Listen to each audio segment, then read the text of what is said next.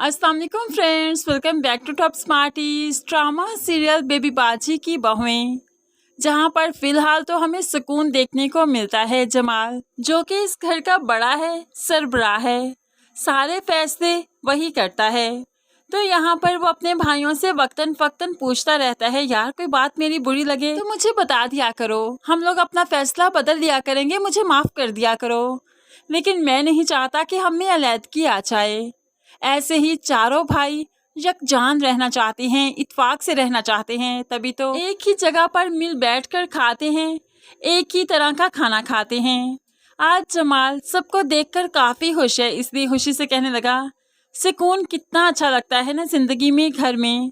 खास तौर पर जब कोई लड़ाई करने वाला, फसाद करने वाला ना हो तो ज़िंदगी कितनी खुशगवार हो जाती है। जमाल की ये बात अज़रा को पसंद नहीं आई। उसे लगा कि जमाल ने सबके सामने उसकी इंसल्ट की, इसीलिए तो वो जल्द ही यहाँ से फ्री होकर रूम में चली जाती है। रूम में जाकर भी काफ़ी अफसरदा है कि जब मैं बदल चुकी हूँ तो ये लोग तंज करने से बाज आहर क्यों नहीं आ रहे। दूसरी तरफ जमाल, जिसकी आज तबीयत कुछ नासाज सी थी, इसीलिए तो वो दुकान पर नहीं जा सका।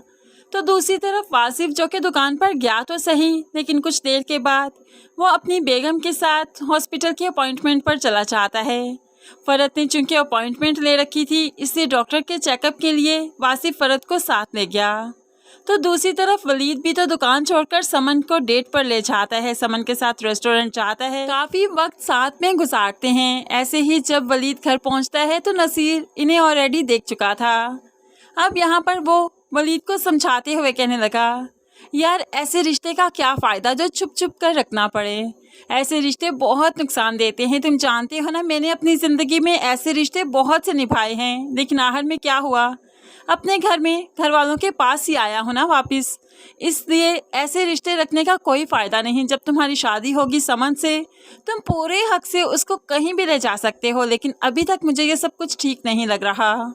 ऐसे में वलीद भी अब भाइयों से बदगुमान होने लगा है कि जो अपना घर बसाए बैठे हैं, लेकिन जब वलीद की शादी की बात आती है कोई ना कोई फाइनेंशियल प्रॉब्लम सामने ले आते हैं और वलीद की शादी को पोस्टपोन कर देते हैं।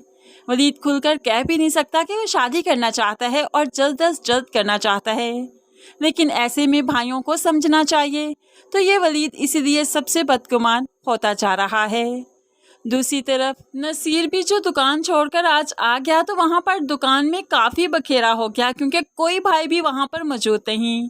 जब जमाल को पता चला तो भड़क उठा कि आज ही बस मैं नहीं गया और मेरी गैर मौजूदगी में क्या कुछ हो रहा है। इतने में वासिफ भी घर में आ गया। तो जमाल कहने लगा, लीजिए, इन्हें सैर सपाटों से ही टाइम नहीं, ये दुकान क्या हाथ संभालेंगे। तो वासिफ, जो कि फरत को डॉक्टर पर लेकर गया था, फरत तो रूम में चली गई। तो वासिफ भाइयों से बैठकर बात करने लगा, क्या दुकान को छोड़कर 1-2 घंटे के लिए अपने पर्सनल काम से नहीं जा सकता क्या इतनी टफ ड्यूटी है ये दुकान की। तो जमाल कहने लगा, बिल्कुल जा सकते हो, लेकिन बता कर तो जाओ ना।